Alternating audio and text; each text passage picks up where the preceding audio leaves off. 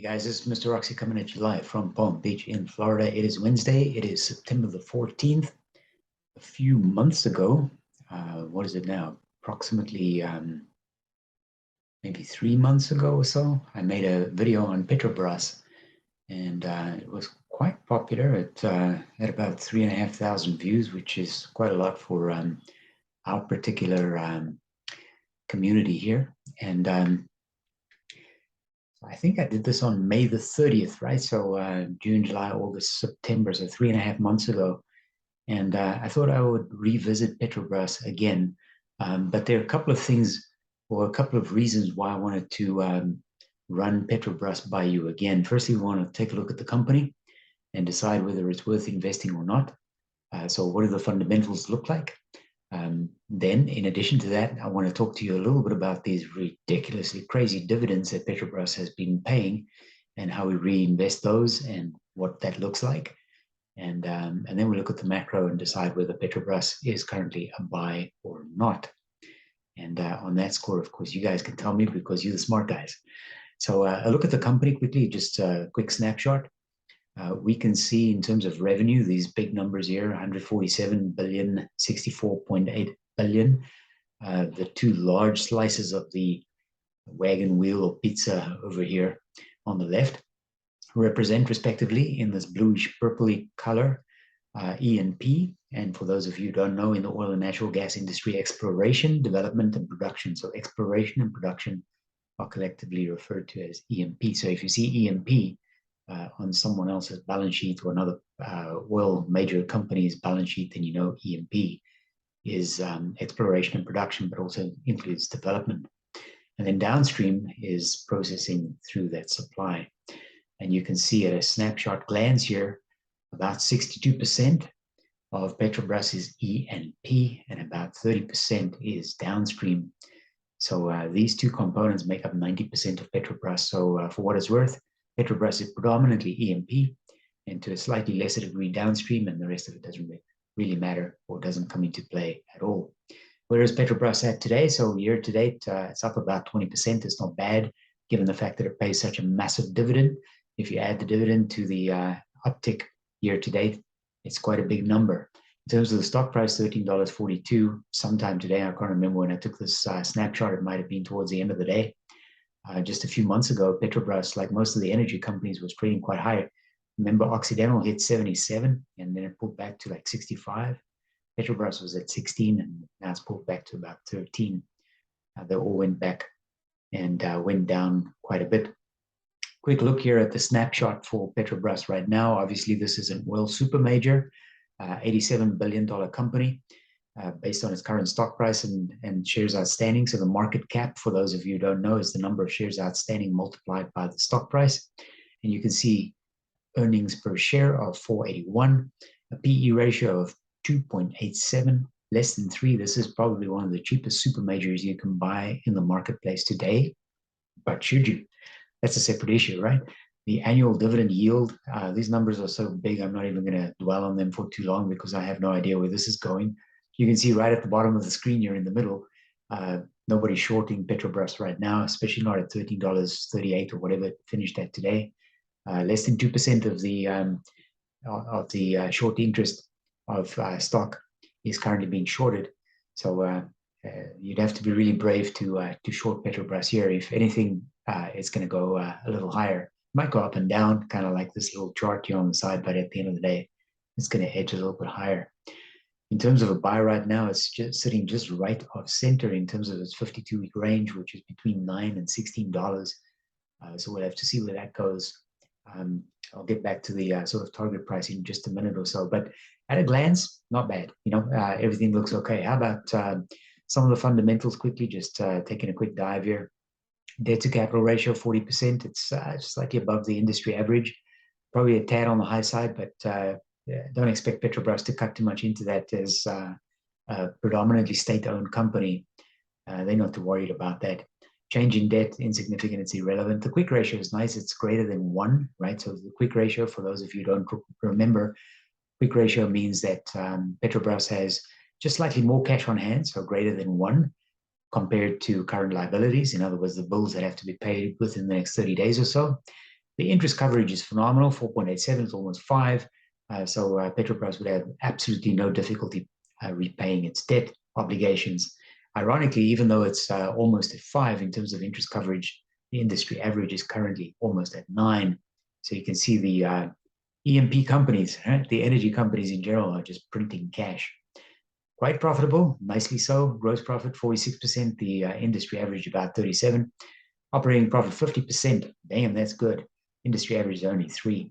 Net profit, the industry is negative overall, and Petrobras 28%. So far so good, right? Hold on to your horses here. So Petrobras, for people who are in the United States and in some other countries too, is an American depository receipt. So we cannot buy Petrobras shares, PBR or PBR.A, which is their preferred shares. Effectively, you cannot hold those in your account. You're holding an ADR, which is an American depository receipt. And ADRs have a fee. So ADR pass-through fees are charged by banks at custody. There's always a custodian, right? It's not just your brokerage account. That is your record keeper, but there's also somebody who is a custodian for whatever the equity is. In this particular instance, we're talking about ADRs. So the banks are the custodians for ADRs, and of course your brokerage will also charge you some fees. The fees are charged to companies that allow their clients to hold the ADRs, such as TD Ameritrade. So obviously if the custodian charges TD Ameritrade, in my example, and TD Ameritrade is going to pass those fees on to me, because I'm the owner of the ADR. However, depending on where you live, and obviously I appreciate the fact that there are people from all over the world watching little old me here, trying to give you some education about American depository receipts and undervalued energy companies. But if you live in France or Italy or Spain or whatever, you need to know that they still levy additional taxes on top of any ADR fees. And of course, this is different for every single jurisdiction on earth. I've just mentioned 3 here as an example, but where you live, if you're buying ADRs, you might have additional fees as well. I wouldn't know because I don't know where you are. So let's take a quick look here at Petrobras, and I'm showing you an actual account here. So when I made this video, which was the original video, which was at the end of May, I had already opened a position previously, which I had also mentioned during my videos sort of leading up to that. But anyway, this particular account, this is one of my accounts. November 23rd, 1,200 shares of Petrobras at $10.32. My purchase price, say $12,000. And then you can see that over the next couple of months, so just 2 months later, in January 27th, another 780 shares at $13.83. So my opening position there was $10, and I added some at $13.83, so about $14. And a month later, so February 28th, sort of 1 month later, added another 900, or about $14 per share. What that means is that now I have a collection of Petrobras shares in this particular account, and my cost basis per share, you can see down here at the bottom where I'm moving the cursor, is $12.64, which is the average not only of these 3 buys, which if you pay attention here to the little yellow block, 1,200 shares plus 780 shares plus 900 shares is 2,880, right? So I got about 2,900 shares that were purchased in this particular account. However, my current quantity on hand is 3,900. So I have an extra 1,000 shares that I did not buy directly. So where did they come from? Well, they come from reinvested dividends. Now let's quickly take a look at how this dividend works. So I've just taken a snapshot here for the last, I think it was 3 months or 6 months that I took the picture of. If it was 6 months, there were no transactions prior to July the 28th, so it doesn't really matter what the time frame is, but you can see these date back to July and September this year. So on July the 28th, Petrobras paid a dividend of $2,049.75. There's my ADR fee, which if you calculate it based on the number of shares is approximately 6 cents per share. And then with this $2,049, I bought with my dividend, which is a DRIP, a dividend reinvestment plan, 155 shares at an average price of $13.12. That was $2,040 plus the $9 for the ADR fee, which is $249.75. All right, so I took the entire amount of dividends, paid a fee, and bought more Petrobras shares with what remained after I paid the ADR fee. Then I received a qualified dividend from PBR on September the 9th. In this account is $4,049. Here's my ADR fee again. If you do the math based on the number of shares, 1787 is also about 6 cents per share. My cost basis now is $13.90, and I'm adding another 290 shares to the pot. And I have a qualified dividend here again on the same day, September the 9th. And this one has foreign taxes withheld of $88.28. Now, you may ask, why are the taxes withheld on some and not on others? It just depends on how the brokerage is managing this particular transaction for you. Some of these are a special dividend, and special dividends are taxed at a different rate to ordinary dividends. So in this particular example here, I got $588. $88 was taxed, so the other $500 bought me another 36 shares of Petrobras. So these DRIP buys, so DRIP is a dividend reinvestment program. I'm saying for 2022, but it's actually for the last sort of 3 months or so, equals 155 plus 290 plus 36 shares. It's almost 500 shares at an average cost basis of $13.66 per share that were added to my account.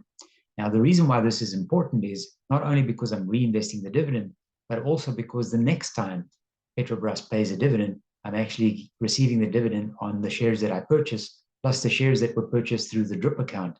And as I mentioned to you in the previous screen, if I just go back there for a second, I purchased almost 2,900 shares, but now I have 3,900 shares.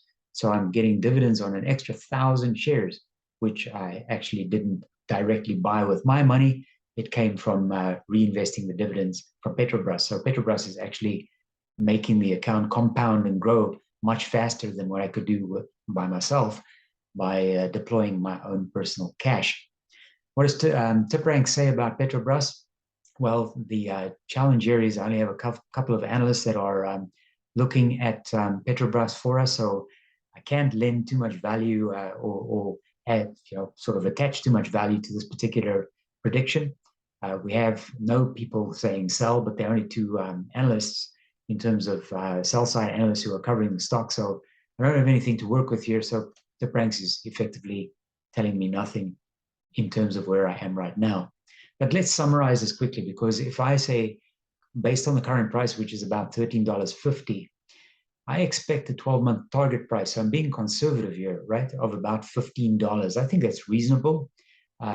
With energy prices still high, even though it's pulled back quite a lot, it's not unreasonable to expect this, sort of 10% uptick from where we are right now. So it's $1.50 on the $13.50 over the next 12 months, right? So I'm not being greedy at all.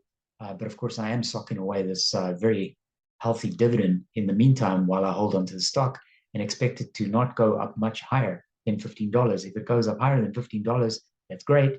If it doesn't get to $15 and just hangs around $13.50 or $14, it's still okay because of the huge dividend that Petrobras is paying. $15, by the way, is effectively a 5 times multiple in terms of enterprise value compared to the projected 2023 EBITDA. So EBITDA is earnings before interest, taxes, depreciation, and amortization. And a 5 times multiple on enterprise value for projected 23 EBITDA is in line with US super major oil peers. So here we're looking at Chevron and Exxon specifically. If I use the same multiple for their projected 23 EBITDA, I'm also going to land at a target price that is approximately in line with Petrobras. In other words, sort of 10, maybe 15% higher from where it currently is. However, we need to pay very, very specific and careful attention to the macro. Petrobras recently announced plans to cut wholesale prices for liquefied petroleum gases. Why? Because there's an election coming up. So they, much like the Americans in terms of the US midterms coming up in November, want to see lower prices at the gas pump, because otherwise everybody will throw out the government, which they probably should do anyway. But in the case of Petrobras, I would actually like Bolsonaro to be reelected. So I'm expressing a bit of personal bias there. If there are people from Brazil who are watching this and you support Bolsonaro, that's great. If you support Lula, they're like, whatever makes you happy, that's okay by me too. I'm not politically minded in this respect, but I actually like the status quo in terms of Brazil right now from a macro point of view, with Bolsonaro as the guy in charge. Seems like a good leader. And I know that a lot of people who dislike him, there are probably just as many people who like him. So it's kind of 50-50. It's one of those Trump kind of situations. But anyway, I think it would be good for Brazil if there's a little bit of continuity in Bolsonaro as president for Brazil for another term. Anyway, when they cut the wholesale prices, um, then we will see lower margins, right? So that's one of the reasons why I only apply a 5 times multiple and land at a target price of about $15. If they didn't do that, maybe that $16 tip ranks price might be a little bit more in play. But I don't think so. I think we, $14.50, $15, kind of where we're going to be stuck with Petrobras for the next few months or so. And if I'm proven wrong, I hope it's on the upside. But here's the big red flag, right? So forgive this screen looking a little bit like a Christmas carnival here with all the colors, but this is a red flag. There's a presidential election taking place on October the 2nd. So I just mentioned that in reference to President Bolsonaro. The thing with this is you don't want to go anywhere near Petrobras right now, anyway, not for the next 3 weeks or so. We're in mid-September. October 2nd is just around the corner. Whatever you do, do not open a new position in Petrobras before October 2nd, because we have no idea what's going to happen. On the other hand, you could say, so what do I do then? Do I sell? Well, right now, I'm kind of okay to just hold, because remember, as I said to you at the beginning of this video, I have such a nice little cushion or a buffer, a hedge, to use fancy language, in terms of all those reinvested dividends. I can afford Petrobras to pull back quite significantly. I mean, if Petrobras pulls back to like, $8 or $10, I'll probably buy some more. But for me, I would just hold. But I definitely would not buy. And for sure, I would not buy before October 2nd. Would I sell? You could trim a little bit and take some profit if you're sitting on a nice gain for Petrobras. Remember, no one ever gets poor taking profit. So there's nothing wrong with taking some profit, but I would not buy. They're like, whatever you do, do not open a new position in Petrobras right now. Wait for October 2nd to roll around and see what happens. The other things that we need to take into consideration, another red flag here, Petrobras spot prices for crude oil, of course, are down, right? So everybody knows that. I mean, just a couple of months ago, WTI was sitting at around $120, and now we're kind of just edging up to 90 again. That's a huge swing, right? So it's a 20-25% drop in terms of where we were just a couple of months ago. So at the end of the day, as I said right at the start of this video, Petrobras is almost 70% E&P. And if the spot price for crude oil is down and the futures that they're trading are down, then you got to be careful, because you could potentially expect the stock to go down as well. Much like Occidental Petroleum, if the price for WTI goes down, 3% in one day, Oxy drops 5, 6, 10% in one day. Conversely, if WTI goes up 1 or 2% in one day, then Oxy only goes up like 0.5%. But anyway, you get where I'm going, right? So red flags here, lower margins, there's an election 2 weeks away, and crude oil prices are down. There's a little bit of green at the end of the tunnel here, so a little bit of light at the end of the tunnel. The U.S. Energy Information Administration, who, by the way, forecasts everything wrong, they're about as consistently wrong as weather forecasters, are forecasting WTI to average about $101 per barrel for the remainder of 2022 in terms of the average, dropping to about $91 per barrel in 2023. Well, as they say in the classics, we'll have to see about that. But effectively what you have here is a price target of about $15, 3 red flags, stay away, don't buy. If you're holding it and you're comfortable holding it like I am, then that's okay. Otherwise, sell a bit, trim some of your position, take some profit, put the cash in the bank and just wait. You can always buy in again after October the 2nd. So that's a quick wrap on Petrobras. And I know from all the communication I've had with many of the people in our community that alongside me, along with me, are quite a number of people who have invested in Petrobras. One very dear friend of mine has a cost basis of about $8. So in terms of low cost basis, he wins the competition. And many of you have bought into Petrobras based on some of the analysis and discussions that we've had on this channel. You have 3 options. You can sell, take a little bit of profit, assuming that you have some profit. You can hold, which is what I'm doing. I'm just going to hold and wait. And if I take a hit on the stock price, as I said, at least I have this little bit of a hedge because of the reinvested dividends. or otherwise you can open a new position, which I strongly advise not for us to do at this moment in time. So be careful, do your own due diligence, make sure that you understand exactly what risks that are out there and that you might be incurring before you open a new position in Petrobras or anything else for that matter. Do your homework, speak to as many people as you possibly can to make sure that you allocate your cash awaiting investment in the best and most appropriate way possible for your age, your expected return on investments, whatever your investment philosophy or requirements are. Make sure that you invest according to your personal criteria and do your homework. So guys, on that note, this is Mr. Oxy saying thanks for watching. I'll be back soon. Talk to you. Bye.